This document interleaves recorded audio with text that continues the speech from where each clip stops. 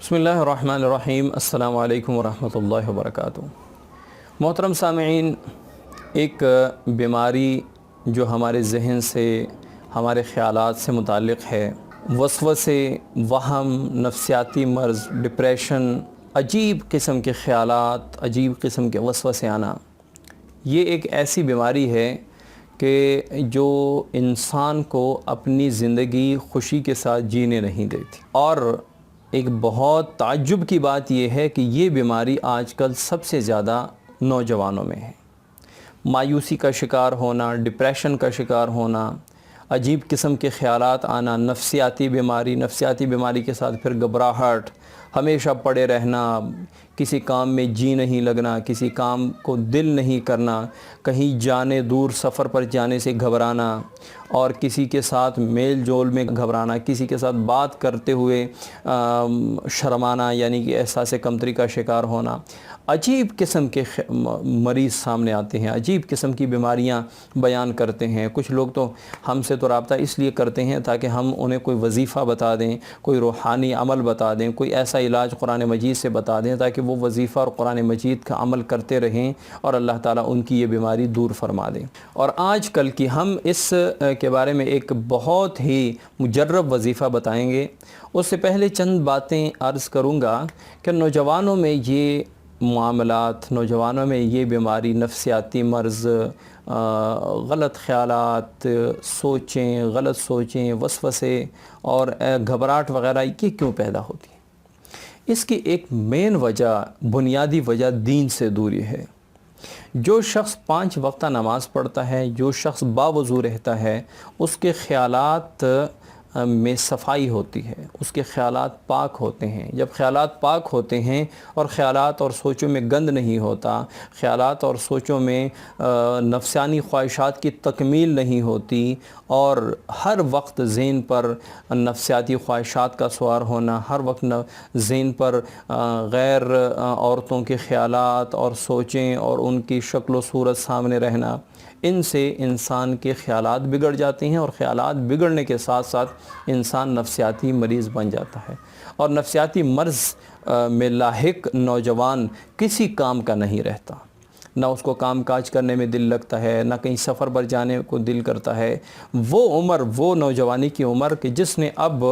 مستقبل کے لیے بہت کچھ کرنا ہوتا ہے، جس کے لیے اپنے گھر والوں کی بہت ساری امیدیں ہوتی ہیں کہ ہمارا بیٹا نوجوان ہو گیا، ہمارا بھائی نوجوان ہو گیا، اب اس نے پورے گھر کی آمدن کا سلسلہ اپنے ہاتھ میں رکھنا ہے، پورے گھر کی نان و نفع کا اس نے چلانا ہے، اب اس نے بزنس سنبھالنا ہے، اس نے کاروبار سنبھالنا ہے۔ لیکن جب یہ ساری ذمہ داریاں اس پر آنے کا وقت آیا، وہ سوچ اور خیالات میں چلا گیا۔ ایک نوجوان آیا تھا میرے پاس وظائف یا دم کے لیے کہ کوئی ایسا دم مجھے دے دیں، میرا کام کرنے کو دل نہیں کرتا، گھر سے باہر نکلنے کو دل نہیں کرتا، اور میں گھر والوں سے شرماتا بھی ہوں، اپنے بیوی بچوں سے شرماتا ہوں، اور گھر والے جب کاروبار کی بات چیت کرتے ہیں تو مجھے عجیب قسم کی گھٹن ہونے لگتی ہے۔ بعض دفعہ میں ان کو کہہ دیتا ہوں کہ میں مر رہا ہوں اور آپ جو ہیں کاروبار کی باتیں کر رہے ہیں، حالانکہ اچھی بھلی صحت، اچھا بھلا سرخ سفید نوجوان، لیکن دماغی حالت، نفسیاتی حالت اس کی یہ تھی کہ گھر میں اگر کوئی کاروبار کی بات بھی کرتا تو اسے برا لگتا، اور اس کو گھبراہٹ شروع ہو جاتی، اس کو تنگی شروع ہو جاتی۔ یہ معاملات تو نوجوانوں کے ساتھ اس لیے ہے کہ نوجوان آج کل دین سے دور ہے، نوجوان کے خیالات فاسد ہو چکے ہوتے ہیں، انٹرنیٹ کو غلط استعمال کرتے ہوئے،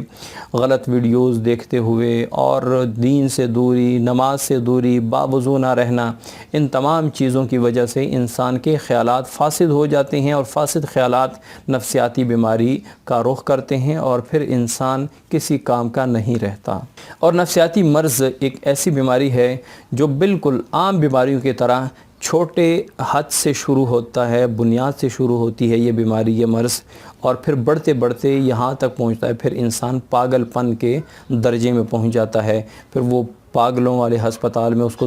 مینٹل ہاسپٹل میں اس کو ایڈمٹ کیا جاتا ہے، پھر اس کے کئی مہینے تک اس کے علاج چلتے ہیں، ان کو بے ہوش کیا جاتا ہے وغیرہ وغیرہ۔ سب سے پہلے تو اس چیز سے اپنے آپ کو بچائیں کہ اپنے خیالات کو فاسد نہ ہونے دیں، اپنے خیالات میں اچھی اچھی باتیں لائیں، اچھے اچھے کاموں کے بارے میں سوچیں، دین کے معاملات کے بارے میں سوچیں، اپنے کاروبار کے جائز پہلوؤں کے بارے میں سوچیں۔ تو جتنا آپ جائز پہلوؤں کے بارے میں سوچیں گے، جتنا آپ مثبت پہلوؤں کے بارے میں سوچیں گے، آپ خیالات میں اصلاح پیدا ہوگی، آپ کے فاسد خیالات، فاسد سوچیں اور فاسد وسوسے وہ ختم ہوتے جائیں گے، اور ایک وقت آئے گا کہ آپ کا ذہن بالکل پاک صاف شفاف ہوگا ان غلط اور فاسد سوچوں اور وسوسوں اور خیالات سے۔ اور دوسرا، اکثر باوضو رہیں۔ جب انسان باوضو رہتا ہے تو اس کے خیالات میں فساد کم آتا ہے، کیونکہ باوضو شخص کے ساتھ فرشتے ہوتے ہیں، باوضو شخص کے ساتھ شیاطین، جنات وغیرہ کم ہوتے ہیں جو انسان کو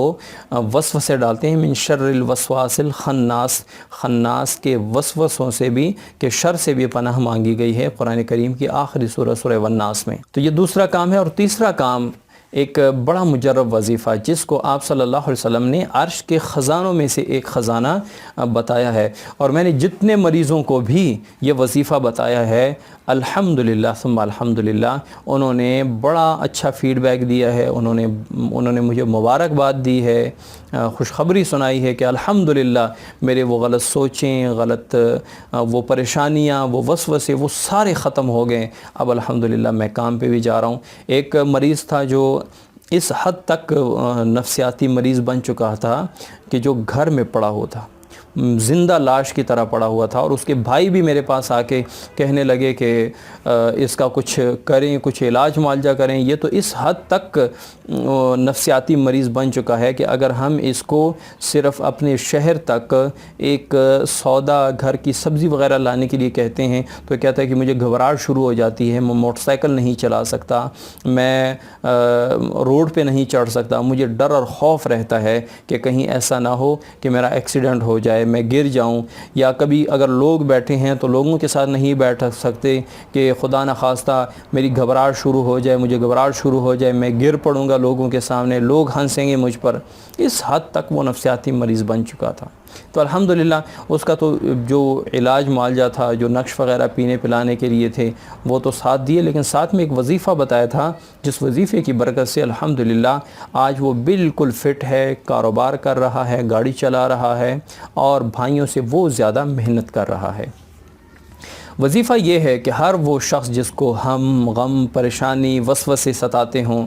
تو وہ دن میں، روزانہ دن میں 500 مرتبہ لا حول ولا قوت الا باللہ، لا حول ولا قوت الا باللہ، ایک کم 100 بیماریوں کا علاج ہے یہ لا حول ولا قوت الا باللہ۔ ایک کم 100 بیماریوں کا علاج ہے، حدیث مبارکہ میں ہے، اس میں ایک بیماری ہم ہے۔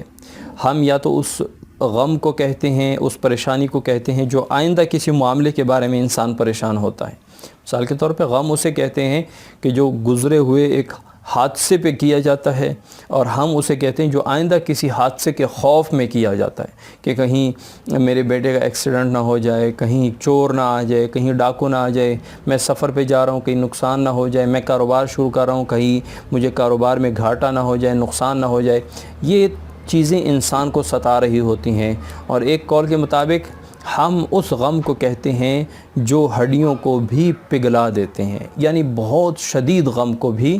ہم کہتے ہیں۔ اور ہم کے لیے بھی یہ لا حول ولا قوت الا باللہ ایک بہترین وظیفہ ہے۔ ہر مسلمان، ہر شخص، ہر مرد، ہر عورت کو چاہیے کہ وہ اس وظیفے کی پابندی کریں، لا حول ولا قوت الا باللہ دن میں 500 مرتبہ پڑھیں۔ انشاءاللہ العزیز اس وظیفے سے آپ کے وسوسے، آپ کے فاسد خیالات سارے ختم ہو جائیں گے، اور ایک کم یعنی 99 بیماریوں کے لیے یہ شفا ہے۔